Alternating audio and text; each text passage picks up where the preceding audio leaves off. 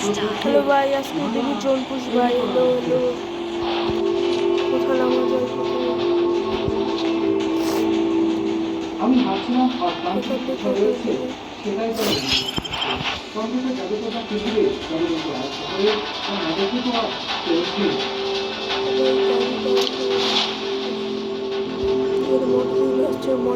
মনের আশা পূরণের লক্ষ্যে এই মন্দিরে অনেকে পশু দান করে থাকে।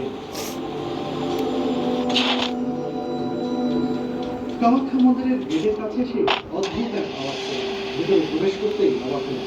ভাবলাম এখানে কি তন্ত্র মন্ত্রের চর্চা হচ্ছে।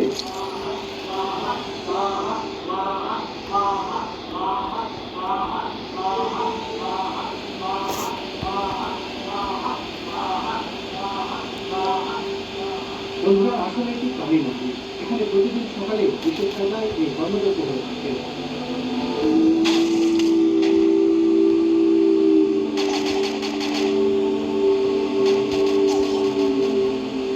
মূল মন্দিরের পাশাপাশি প্রত্যেক তীর্থযাত্রী এখানেও আসে।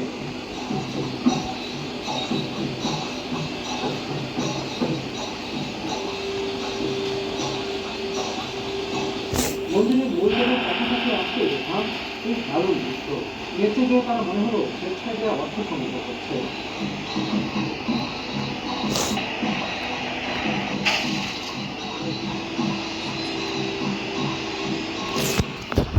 বন্ধুরা, সামনের গেটটি কামাখ্যা দেবীর মন্দিরে প্রবেশের মূল গেট। ভেতরে প্রবেশ করতে খুব সামনে বসে উঠল বিরাট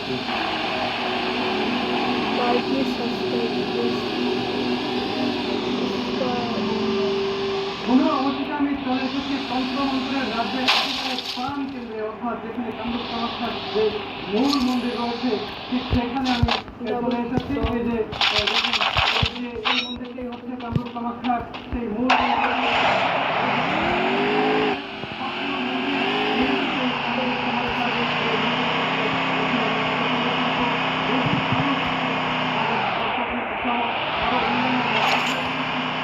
মানুষ এখানে প্রতিদিনই আসেন। এই সেই কামাখ্যা মন্দির, যে মন্দির নিয়ে বহুকাল ধরে প্রচারিত তন্ত্রমন্ত্রের কত কথা। এখানে যত মানুষ এসেছেন তারা সকলেই জানেন এখানকার তবে তারা এখানে জাদুবিদ্যা শিখতে বা দেখতে আসেননি, তারা এসেছেন কামাখ্যা দেবীর টিকা নিতে।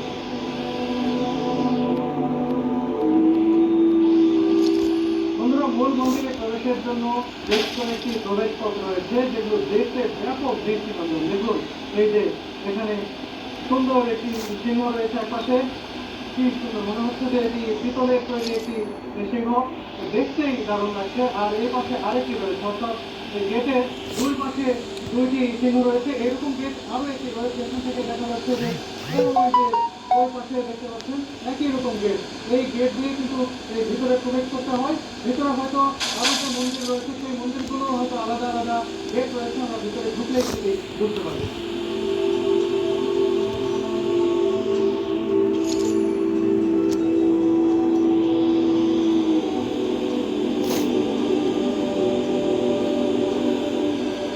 মন্দিরের গায়ে দারুণ সব কারুকার্য করা হয়েছে, খোদাই করা হয়েছে বিভিন্ন প্রতীক।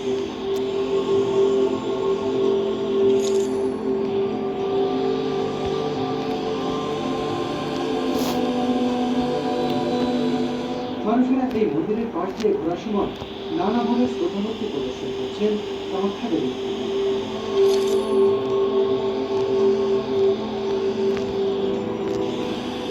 এই মন্দিরে বিভিন্ন স্থানের বিভিন্ন ধরনের পুণ্যার্থী আসেন, যাদের প্রার্থনার ধরনও একে অন্যের থেকে আলাদা।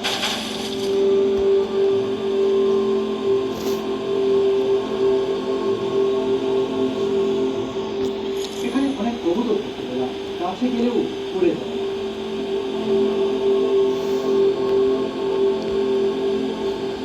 রয়েছে বিভিন্ন পশু, পুণ্যার্থীরা এই পশু পাখিদের খাবার দিয়ে অন্য সঞ্চয় করে থাকে। মন্দির দেখেছি, পুণ্যার্থী দেখেছি, কিন্তু তান্ত্রিকরা কোথায়? চারপাশে তাকে খোঁজার চেষ্টা করলাম, কোনো তান্ত্রিক প্রতিপক্ষ। একটি ছোট সত্যভাবে একজনকে বুদ্ধিমত্তা ঠিক নাকি? আসলে তুমি সম্ভবত এখানকার একজন সেবক বা পূজারী, কোনো তান্ত্রিকই হতে পারবে না আমার। তাহলে কি তন্ত্রমন্ত্র কিংবা তান্ত্রিক বলে কিছুই নেই এখানে?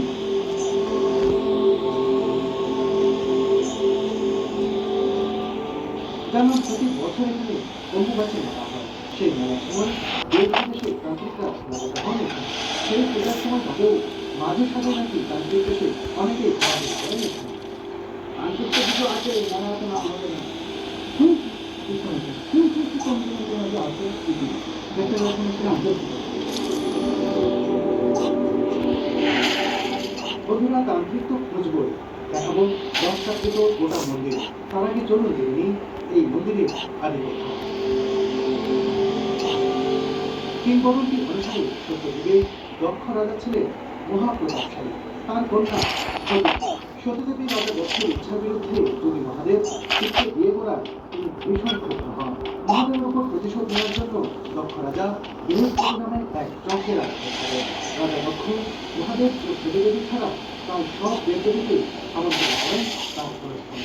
এদিকে বাবার বাড়িতে এমন যজ্ঞের আয়োজন, মহাদেবের অনিচ্ছা সত্ত্বেও সতীদেবী মহাদেবের বিশ্বদের সঙ্গে নিয়ে অনুষ্ঠানে উপস্থিত হন। কিন্তু বিনা আমন্ত্রণে অনুষ্ঠানে বসে মহাদেবকে অপমান করেন রাজা।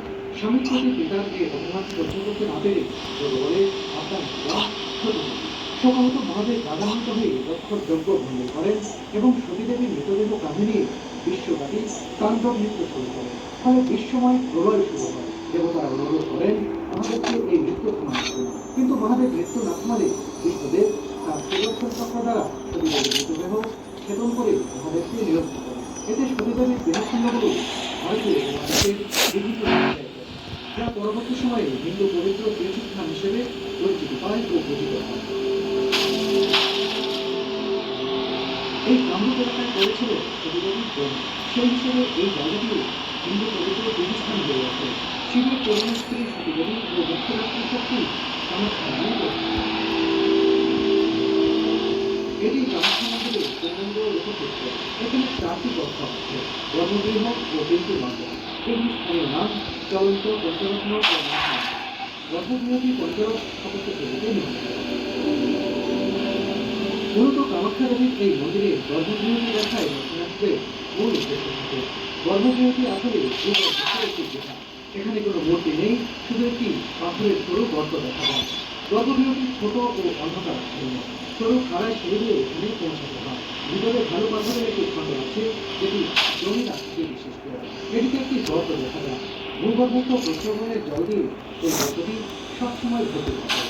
এই গর্তটি দেবী কামাখ্যা নামে পরিচিত এবং দেবীর পীঠ হিসেবে প্রসিদ্ধ।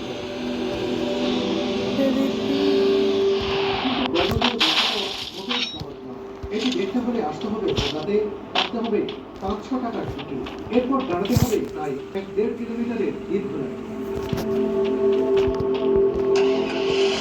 বেলা বাড়ার সাথে সাথে লাইনটি আরো দীর্ঘতর হয়ে যায়। সকালে লাইনে দাঁড়ালে গর্ভগৃহে পৌঁছাতে সন্ধ্যা হয়ে যায় অনেক সময়। আর এই গর্ভগৃহের ছবি তোলা সম্পূর্ণভাবে নিষিদ্ধ। গর্ভগৃহে প্রবেশের গেটের সামনে রয়েছে বলিঘর। এখানে ভক্তদের নিয়ে আসা পাঁঠা বলি দেওয়া হয়। সত্যি সত্যি এই কামরূপ কামাখ্যার এই কামাখ্যা মন্দিরটি দেখে পরিণত হতে হয়।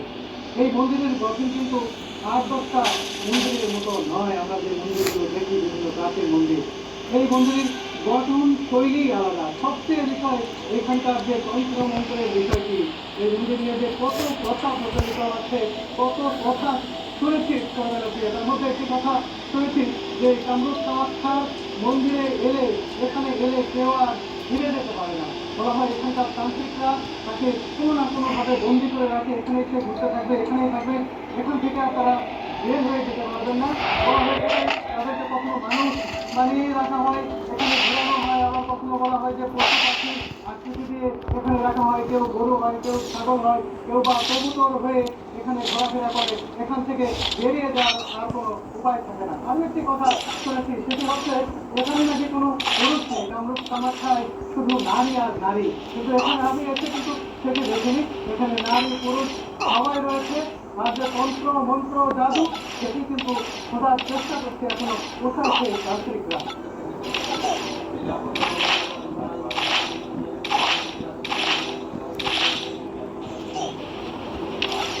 দৃশ্য এখন আপনি কোনো মতো পাবেন না। যদিও আমি তাহলে সোনাকে এসে দেখতে হবে, জিজ্ঞেস করে ওই পান্ডা দেখি তখন মানে ওই আসার মাঝে যখন আপনার অম্বুবাসী মেলাতে তখন কিন্তু তখন তারপর মানে কাউকে জিজ্ঞাসা করতে ইতিহাস থেকে জানা যায় বহুকাল আগে মঙ্গল আক্রমণে প্রথম তান্ত্রিক সমাজ সম্বন্ধে কি ধ্বংস হয়েছিল। এরপরও অনেকবার আক্রমণ হয়েছে, আবার নির্মাণ হয়েছে কামাখ্যা মন্দির। মন্দিরের চারপাশ ও দেয়ালে অবস্থিত নতুন ধরন দেখেই তা বোঝা যায়। বর্তমানে এই মন্দির ভবনটি অহোম রাজ্যদের রাজত্বকালে নির্মিত। মন্দির ঢুকতে ঢুকতে বিকেল হয়ে যায়, কখনো গভীর দেখার লাইন আগের মতো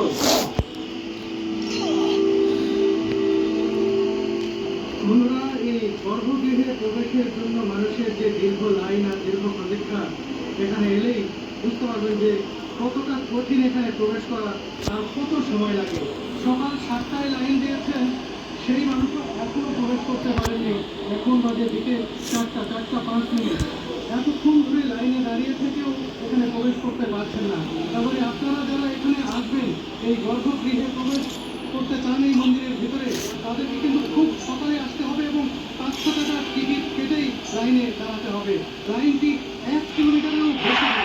কতক্ষণ থেকে লাইনে দাঁড়িয়ে আছেন? আমি তো সকাল মোটামুটি 8:30 হ্যাঁ, এখন বাজে 4টা বাজে গেছে।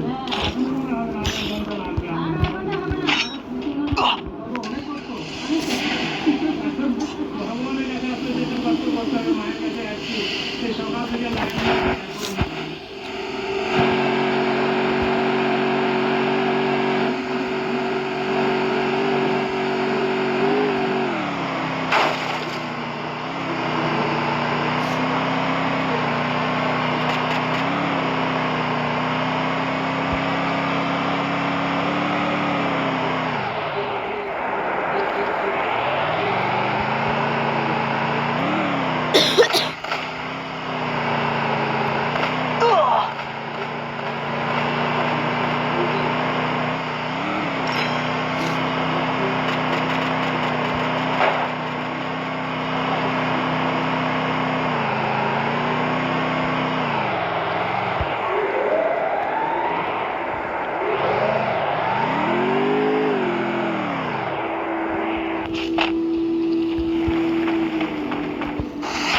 বর্তমান সময়ে কামরূপ কামাখ্যায় তন্ত্রমন্ত্র বা জাদুবিদ্যার দক্ষিণে কোনো বাস্তব নেই। তারা কিন্তু সাধু কাছে আসে, অনেকেই জাদুর থেকে ধ্যান রয়েছে।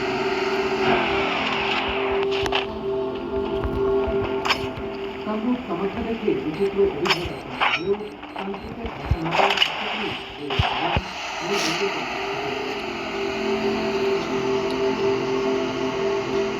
এরপর যেন কোনো এক জাদুর প্রভাবে হলো চোখের সামনে জলজ্যান্ত কয়েকজন তান্ত্রিক ছিঁড়ে বেড়ে উঠছেন মন্দিরে।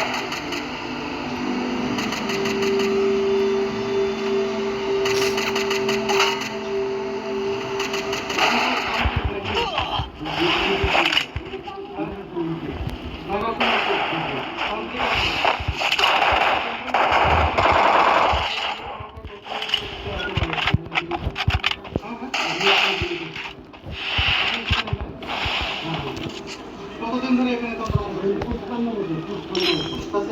এটা কি এটা কি আপনার